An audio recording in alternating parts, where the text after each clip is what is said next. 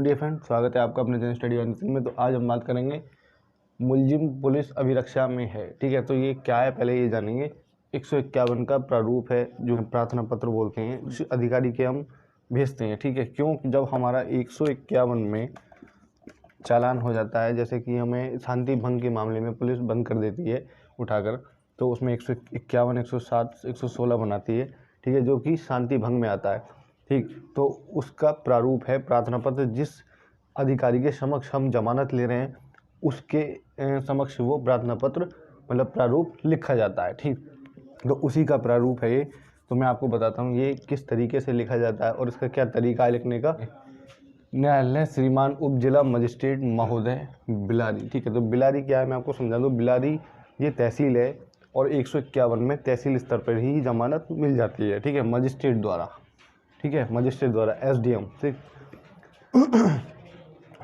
अब बात करेंगे बाद संख्या। तो बाद संख्या क्या होती है मैं आपको समझा दूँ। ऑर्डर शीट देखी होगी आपने, जो कि ऑर्डर शीट होती है हमारी, जिस फर्द काम जिस पर हमारा कोई मुकदमा दायर हो जाता है, कुछ भी हो जाता है, तो हम जब उस पर डेट लेने जाते हैं, जो कि तारीख लगाते हैं, सिग्नेचर करते हैं या अंगूठा लगाते हैं। ठीक है, वो ऑर्डर शीट होती है जिस पर एक मुकदमा नंबर लिख कर आता है। ठीक है, वो हमारी वाद संख्या होती है। करेंगे सन की, सन का मुकदमा है वो सन उसमें लिखी जाएगी। जैसे 23 का है तो 23 का, और 22 का है तो 22 का।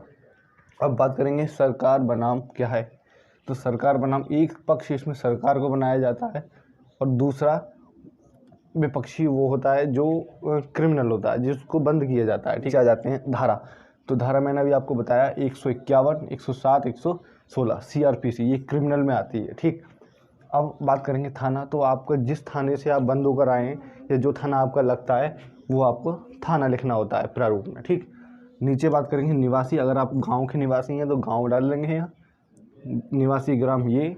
और आप अगर मोहल्ले से निवास करते हैं किसी, तो आप अपना मोहल्ला डाल लेंगे यहाँ पर। ठीक है, कि मोहल्ला ओम विहार कॉलोनी लिख रखा है मैंने ऐसे ही, क्योंकि हमारी बिलाई तहसील में एक मोहल्ला पड़ता है इसलिए। ठीक, अब बात करेंगे श्रीमान जी। ठीक, यहाँ से प्रारूप शुरू होता है। उक्त बाद में थाना हाजा। तो उक्त बाद क्या होता है? उस बाद में मतलब उस मुकदमे में थाना हाजा मतलब उस थाने की पुलिस द्वारा प्रार्थी को, ठीक है, उस थाने की जिस थाने से वह प्रार्थी बंद होकर आया उस थाने को पुलिस ने झूठा बेवजह रंजिश। ठीक है, तो हम अगर ऐसा नहीं दिखाएंगे तो पहली बात क्या होता है कि हमारा जो मुकदमा होता है वो सरकार के विपक्ष होता है, जो कि एक सरकारी वकील इसको नहीं लड़ सकता। ठीक, एक प्राइवेट वकील ही इसको जमानत ले सकता है, क्योंकि इसके एक पक्ष इसमें सरकार होता है। तो जाहिर सी बात है सरकार के विरुद्ध तो वो जाएगा नहीं, क्योंकि वो भी सरकारी वकील है, वो सरकार के पक्ष में ही लड़ेगा। तो इसको एक ये चीज़ भी जान लें कि एक प्राइवेट वकील ही जमानत ले सकता है। ठीक, अब झूठा बेवजह रंजिश, ये हमें दिखाना पड़ता है कि हमारे प्रार्थी की इसमें कोई गलती नहीं थी, महज रंजिश में या झूठी साजिश में उठाकर उसे फंसा दिया गया है।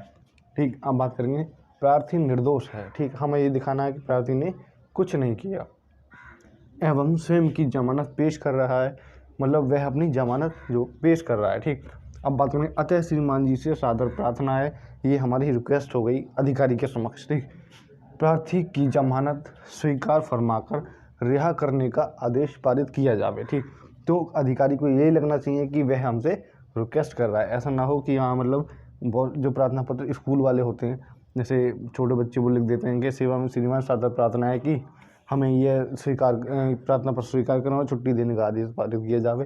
तो ऐसा नहीं, हमें जितना हो सके प्रारूप में रिक्वेस्ट जतानी है। ठीक है, उतना ही अधिकारी पे इस चीज़ का इम्प्रेशन पड़ेगा। ठीक, अब बात करेंगे यहाँ प्रार्थी के, जिस प्रार्थी के विरुद्ध ये प्रारूप है उसका यहाँ नाम खोल देना है, प्रार्थी मोहित। और मैंने ऐसी बना रखा है, लेकिन आप उसमें नाम मेंशन कर सकते हैं, और यहाँ मोहल्ला तहसील। ठीक, तो इस प्रारूप का उद्देश्य इतना सही है कि आपका अगर 151 में बंद हुए हैं तो इस प्रारूप के समक्ष आप मजिस्ट्रेट को देकर अपनी जमानत ले सकते हैं। ये मुलजिम वाला प्रारूप है। ठीक है, जो मुलजिम के लिए लगता है। एक और होता है इसमें जो जमानती के लिए लगता है, जमानती के लिए प्रारूप लगता है। ठीक है, तो नेक्स्ट प्रारूप में जमानती वाला लेकर आऊँगा बहुत जल्दी, जो इसके साथ लगता है, जिसमें कि एक ज़मानत में 2 जमानती लगते हैं। ठीक, 2 जमानती लगते हैं, उसमें भी एक जमानती का प्रारूप लगता है। ये हमारा मुलजिम का प्रारूप हो गया, जैसे मैंने अभी आपको बताया। और एक ज़मानती का प्रारूप लगता है। इसमें 2 प्रारूप लगते हैं ज़मानत लेने में। एक मजिस्ट्रेट लगता है जिसे हम मुचलका बोलते हैं, ठीक। एक शांति लगती है, ठीक है, शांति भंग वाला। और एक हमारा वो ज़मानतनामा होता है, ठीक है। जो हमारे ज़मानती ज़मानत ले रहे हैं उनकी एक ज़मानत भरी जाती है उसमें कि हैसियत क्या है उनकी, कितने रुपए की ज़मानत लेना है, 1 लाख 2 लाख 50,000, ठीक, वो भरनी होती है उसमें। मीन्स क्या है कि इतना फॉर्म आपको तैयार करना है ज़मानत के लिए। यही बस थोड़ा मैटर चेंज हो जाता है, बाकी कुछ नहीं है। बाकी सेम प्रारूप ज़मानती का ही है, ठीक। तो नेक्स्ट प्रारूप में ज़मानती का लेकर आऊँगा बहुत जल्दी। अगर वीडियो अच्छी लगी हो तो लाइक करें, शेयर करें, चैनल को सब्सक्राइब। धन्यवाद।